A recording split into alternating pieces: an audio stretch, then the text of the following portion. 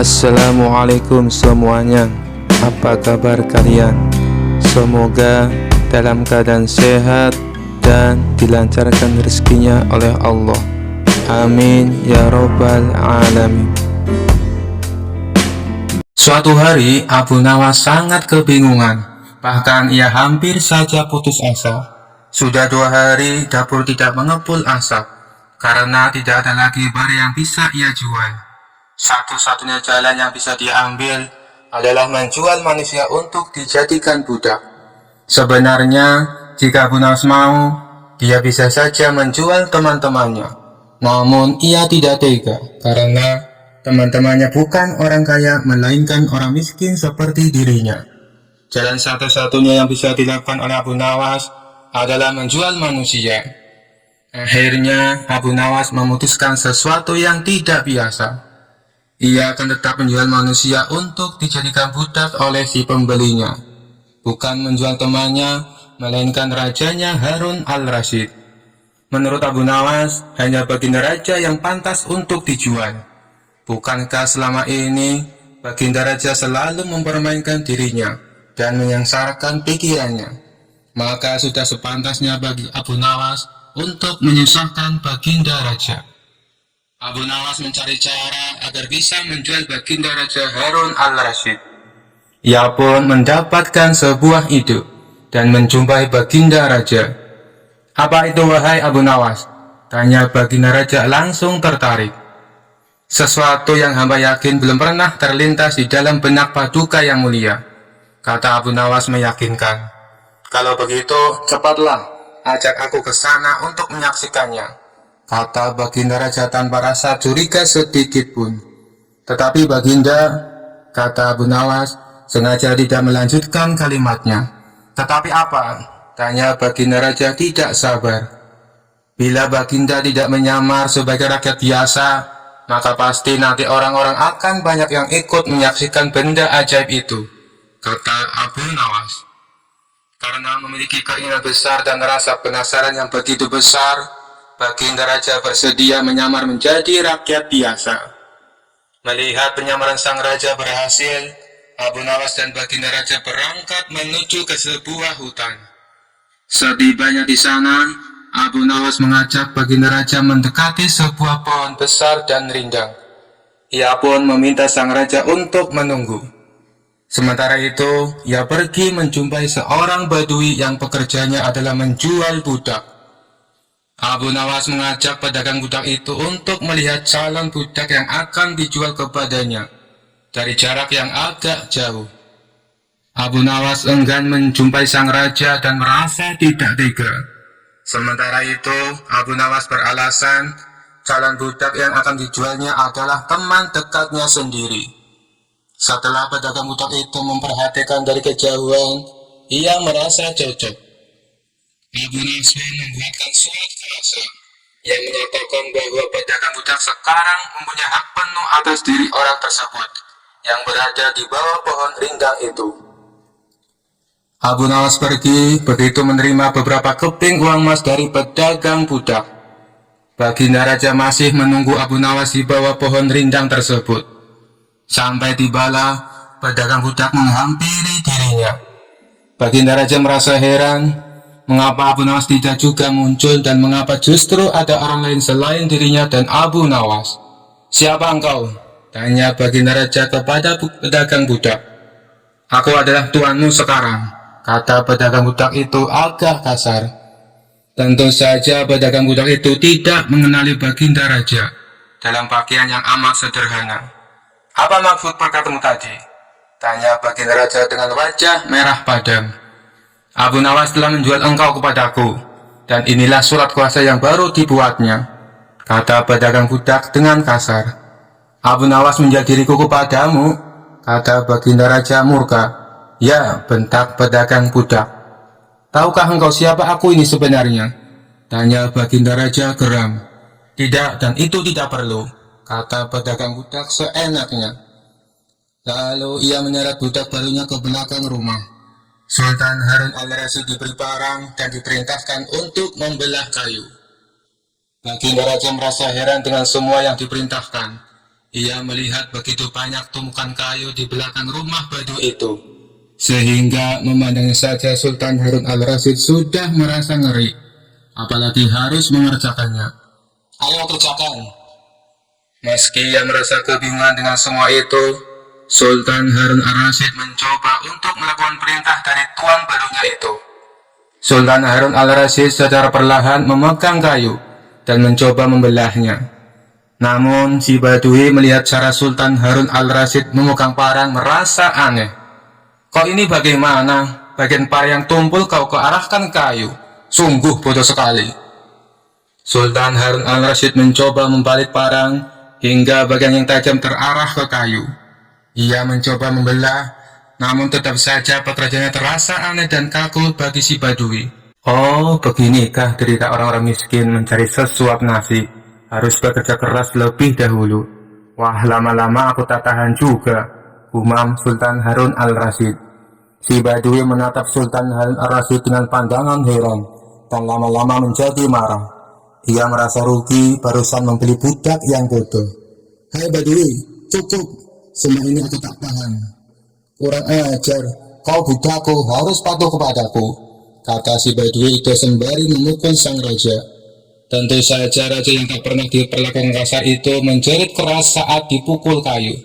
Hai Badui, aku adalah rajamu, Sultan Harun al-Rasyid, kata baginda raja menunjukkan tanda kerajaannya. Pedagang budak itu kaget dan mulai mengenal baginda raja. Ia pun langsung menjatuhkan diri sembari menyembah baginda raja. Sang raja mengampuni pedagang budak itu karena memang ia tidak tahu. Tetapi kepada Abu Nawas, baginda raja amat murka dan gemas.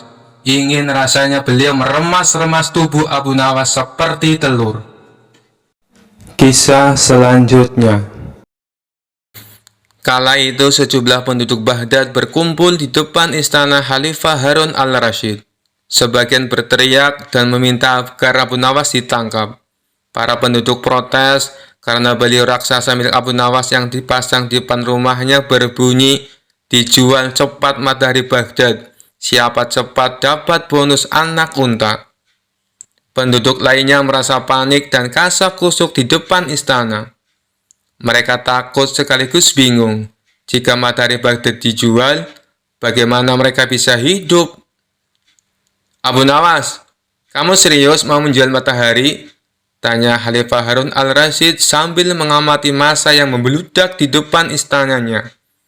Benar baginda, supaya kita bisa ikut cara mereka menggunakan otak, jawab Abu Nawas. Maksudnya? Khalifah kembali bertanya. Begini baginda, apakah baginda senang infrastruktur di Baghdad terbangun hebat di zaman baginda? Baginda bangga bisa menjadi tauladan buat rakyat, bahwa selama menjabat jadi khalifah, baginda tidak korupsi. Baginda senang tidak mempertontonkan keserakahan dengan menguasai ratusan ribu hektar padang pasir, padahal baginda bisa melakukannya dengan kekuasaan yang sekarang baginda genggam, beber Abu Nawas. Khalifah Harun al-Rasyid yang bingung lantas meminta Abu Nawas untuk menjelaskan maksud dari ucapannya itu. Abu Nawas, coba langsung saja ke inti masalah. Jika baginda turun dan tanya massa yang sekarang berdemonstrasi itu, ketahuilah bahwa mereka akan menjawab, buat apa bangun infrastruktur? Infrastruktur tidak bisa dimakan. Jadi, jalan-jalan mulus yang baginda bangun selama ini, puluhan bendungan yang baginda banggakan, lapangan terbang, rel kereta api, pasar-pasar, itu semua percuma, tak bisa dimakan, kata Abu Nawas menjelaskan. Khalifah Harun al-Rasyid terdiam. Baginda bangga tidak korupsi. Anak baginda jual pisang goreng, itu malah membuat mereka marah dan cemburu. Buat mereka, baginda mestinya korupsi saja, agar mereka tak repot-repot lagi bikin isu yang tidak masuk akal. Misalnya, baginda keturunan Mongolia, baginda memusuhi ulama, baginda membiarkan perdebat yang sudah dilarang tumbuh lagi. Wah, pokoknya banyak baginda. Lalu, apa hubungannya dengan menjual matahari? Tanya Khalifah Harun al-Rasyid. Abu Nawas kemudian menjelaskan apa yang dianggap Khalifah Harun sebagai prestasi nasional justru dianggap pemborosan dan membebani negara. Karena mereka terbiasa melihat prestasi yang ada di ruang gelap. Di ruang gelap, gadis cantik pun tak terlihat. Bahkan sebatang emas pun bisa dianggap besi. Tapi kalaupun mata mereka tak melihat di ruang gelap, bukankah telinga mereka mendengar, hati mereka terbuka? Bagaimana mungkin mereka menuduhku memusuhi ulama? Padahal wakilku sekarang adalah ulama besar. Jikapun mereka tak suka aku, bukankah kepada mereka sekarang aku sodorkan ulama yang dulu mereka klaim mereka bela? Mengapa sekarang mereka tinggalkan? Abu Nawas kemudian berkata, Baginda, itulah enaknya melihat dunia di ruang gelap sambil terbalik. Kita bisa menikmati apa yang mereka nikmati selama ini. Baginda tidak capek berpikir rasional. Khalifah Harun ar-Rasyid kembali terdiam. Abu Nawas lanjut menjelaskan, Percayalah Baginda, hanya dengan melihat segala sesuatu di kegelapan, Baginda akan paham mengapa selama ini mereka melihat infrastruktur megah, pemerataan pembangunan daerah tertinggal, semuanya sama sekali tidak berguna, karena tak bisa dimakan. Mohon jangan katakan, infrastruktur memang tak bisa dimakan, tapi dengan infrastruktur kita semakin mudah cari makan. Itu cara berpikir rasional dan normal, Paduka. Masa di depan istana semakin membludak. Khalifah Harun al-Rasyid masih diam. Ia lantas memberi isyarat membenarkan ucapan Abu Nawas. Jadi, boleh saya menjual matahari, Baginda? Kisah ini menunjukkan Abu Nawas sebagai pribadi yang cerdas dan peduli. Mimpi tak akan nyata karena keajaiban. Butuh keringat, kebulatan tekad, dan kerja keras untuk mewujudkannya. Kisah selanjutnya. Kala itu kota Baghdad mendadak gempar oleh kehadiran orang asing. Persoalannya bukan pada orangnya, melainkan orang asing tersebut tidak mempercayai adanya Tuhan. Bukan hanya itu, ia juga menantang orang-orang muslim berdebat mengenai adanya Tuhan. Kabar ini pun sampai ke telinga Baginda Raja. Karena dianggap bikin resah masyarakat, orang asing ini lalu dipanggil ke istana. Apa tujuanmu membuat onar di negeri kami? Tanya Baginda Raja. Orang asing ini menjawab, untuk apa mengaku bertuhan, kalau tidak bisa menjawab pertanyaanku? Kemudian Baginda Raja bertanya kembali, apakah kamu tidak percaya adanya Tuhan? Dengan tegas orang itu menjawab, tentu saja saya tidak percaya adanya Tuhan, dan saya juga tidak percaya adanya akhirat. Mendengar itu Baginda Raja sempat terkejut. Tapi saya dan rakyatku percaya adanya Tuhan. Berarti keyakinan kita berbeda. Jadi jangan ganggu rakyatku, tegas Baginda Raja. Kalau Paduka Raja percaya adanya Tuhan, bisakah Paduka menjawab 3 pertanyaanku? Tanya orang asing tersebut. Silahkan, balas Baginda Raja. Pertanyaan pertama, orang Islam meyakini bahwa dunia dan seisinya adalah ciptaan Allah. Lalu, siapakah yang menciptakan Allah? Bukankah sesuatu yang ada pasti ada penciptanya? Pertanyaan yang kedua, katanya di dalam surga manusia tidak akan berak ataupun kencing, sedangkan mereka makan dan minum setiap hari. Bagaimana mungkin ini bisa terjadi? Padahal segala sesuatu yang akan dimasukkan pasti akan keluar, entah itu dengan bentuk yang lain. Dan pertanyaan yang ketiga, orang Islam meyakini kalau setan terbuat dari api, tapi katanya setan akan disiksa dengan api neraka. Mana mungkin api bisa menyakiti api? Mendengar pertanyaan orang asing itu, Baginda Raja hanya terdiam. Bisa saja ia menjawab berdasarkan hadis dan Al-Quran. Tapi karena yang dihadapi adalah orang yang tidak percaya Tuhan, maka dijawabnya harus dengan logika. Kemudian salah satu menterinya membisikkan kepada Baginda Raja, Paduka, kalau soal beginian, serahkan saja pada Abu Nawas. Dia pasti bisa mematahkan argumen orang asing itu. Baginda Raja menyetujui usulan menterinya. Maka dipanggillah Abu Nawas ke istana. Singkat cerita, Abu Nawas pun datang menghadap Baginda Raja. Ia lalu dipersilakan duduk di sampingnya. "Ada apa, Paduka? Kenapa tiba-tiba memanggil hamba?" tanya Abu Nawas. "Begini Abu Nawas, orang asing ini tidak percaya adanya Tuhan, dan dia mengajukan 3 pertanyaan. Tapi jawabannya harus masuk akal," ujar Baginda Raja. Sekilas Abu Nawas menatap orang asing tersebut. "Oh, ini orangnya yang bikin gempar kota Baghdad," pikir Abu Nawas. Abu Nawas lalu menghampiri orang asing itu dan duduk tepat di hadapannya.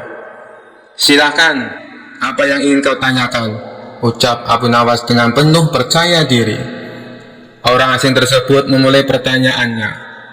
"Anda sebagai orang muslim tentu percaya bahwa segala sesuatu, baik yang terlihat maupun yang tidak terlihat, pasti ada yang menciptakan." "Iya, tentu saja, saya percaya," jawab Abu Nawas. "Sekarang saya mau bertanya, siapakah yang menciptakan alam semesta dan seisinya?" tanya orang asing itu. "Yang menciptakan alam semesta dan seisinya adalah Allah, Tuhan saya," jawab Abu Nawas. "Oh, baiklah. Lalu siapakah yang menciptakan Allah? Bukankah tadi Anda mengakui bahwa segala sesuatu, baik yang terlihat maupun tidak terlihat, pasti ada yang menciptakan?" tanya orang asing itu kembali. Sejenak Abu Nawas terdiam. Ia pun lalu berkata, "Anda pasti tahu kalau kami selaku orang Islam mengakui hanya ada satu Tuhan. Kita istilahkan saja Tuhan dengan angka 1.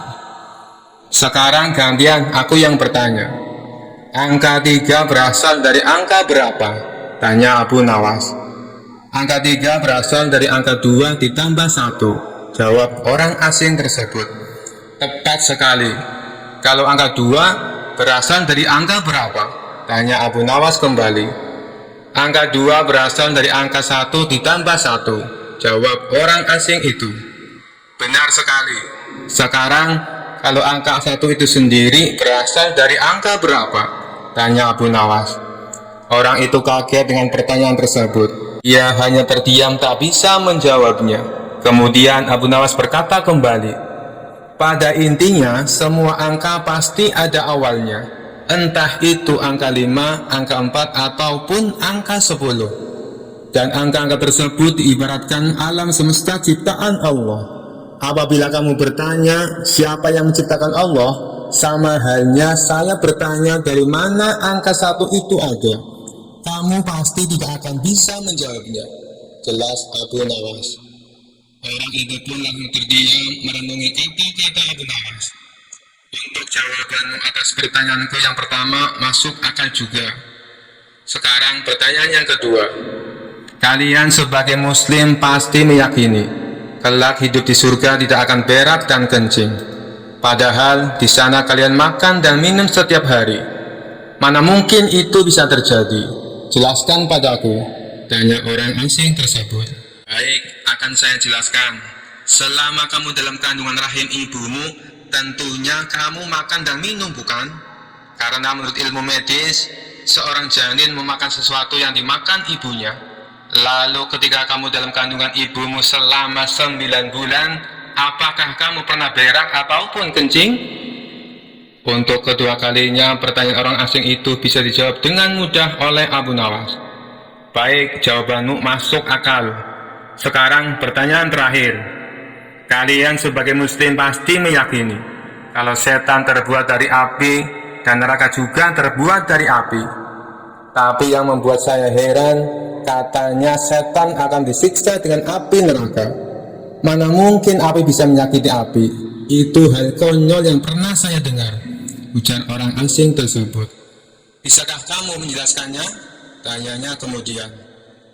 "Sebelum aku menjawab pertanyaan yang terakhir, aku ingin kita saling berjanji. Apapun jawabannya, kamu tidak boleh marah," pinta Abu Nawas. "Tentu saja saya tidak akan marah, apalagi kalau jawabannya masuk akal," balas orang asing tersebut. Tiba-tiba Abu Nawas menampar pipi orang asing itu dengan sangat keras. Baginda Raja dan orang-orang yang hadir terkejut dibuatnya. Hei, apa-apaan ini? Kalau tidak bisa menjawab, jangan emosi. Apalagi sampai main pukul kayak gini. Protes orang asing itu. Siapa yang emosi? Itu tadi adalah jawaban saya. Apakah tadi kamu merasakan sakit? Tanya Abu Nawas. Tentu saja saya sakit, jawab orang itu sambil memegang pipinya. Coba kamu perhatikan tangan saya. Bukankah tangan saya terbuat dari tulang dan daging? Begitu juga dengan pipi kamu. Tapi ketika tangan saya ditamparkan ke pipi kamu langsung kesakitan. Itulah gambaran sederhana. Kalau api neraka bisa menyakiti setan, setan pasti akan merasa kesakitan, meskipun ia sama-sama terbuat dari api, kata Abu Nawas menjelaskan. Orang tersebut lalu terdiam. Ia tak bisa membantah argumen Abu Nawas. Sementara Baginda Raja dan orang-orang istana kagum atas kecerdikan Abu Nawas. Kisah selanjutnya. Dikisahkan pada saat itu Harun al-Rasyid menunjuk kawannya untuk menjabat sebagai gubernur di kota Abu Nawas tinggal. Namun sayangnya orang yang ditunjuk ini menyalahgunakan jabatannya. Dengan sewenang-wenang dia memerintahkan para prajurit untuk menangkap para sastrawan yang dianggap pintar. Setelah beberapa sastrawan berhasil ditangkap, mereka dihadapkan kepada gubernur yang baru itu. Satu persatu di antara mereka ditanya oleh sang gubernur. Menurutmu, saya gubernur yang adil atau zalim? Tanya sang gubernur. Anda adalah gubernur yang zalim, jawab sastrawan yang pertama. Sang gubernur terperanjat dengan jawaban tersebut. Apa alasanmu? Tanya sang gubernur. Karena Anda telah menangkap kami tanpa sebab, jawab sastrawan pertama. Prajurit, masukkan dia ke dalam penjara. Besok dia harus dihukum mati, pinta sang gubernur. Sastrawan berikutnya dipanggil dan diberi pertanyaan yang serupa. Menurutmu, saya gubernur yang adil atau zalim? Tanya sang gubernur. Tuanku adalah gubernur yang adil, jawab sastrawan yang kedua. Apa alasanmu? Tanya sang gubernur kembali. Karena tuanku sangat memperhatikan rakyatnya, jawab sastrawan tersebut. Kamu pembohong. Prajurit, masukkan dia ke dalam penjara. Besok dia harus dihukum mati, kata sang gubernur.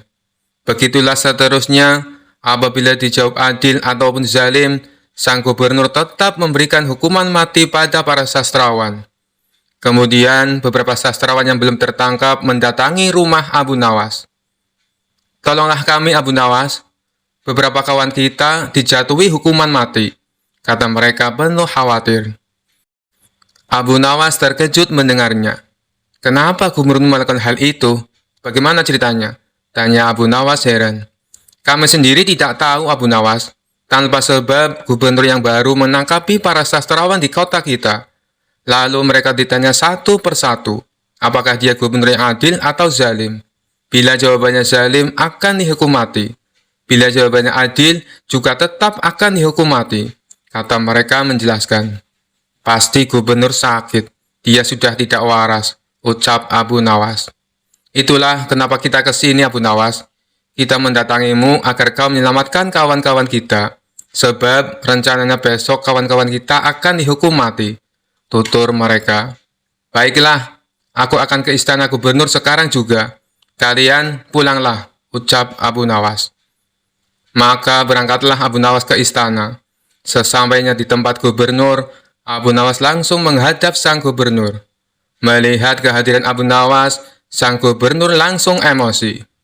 Ngapain kau datang ke istanaku? Tanya sang gubernur. Saya mendengar kabar Anda menyuruh beberapa prajurit untuk menangkapi para sastrawan pintar di kota ini.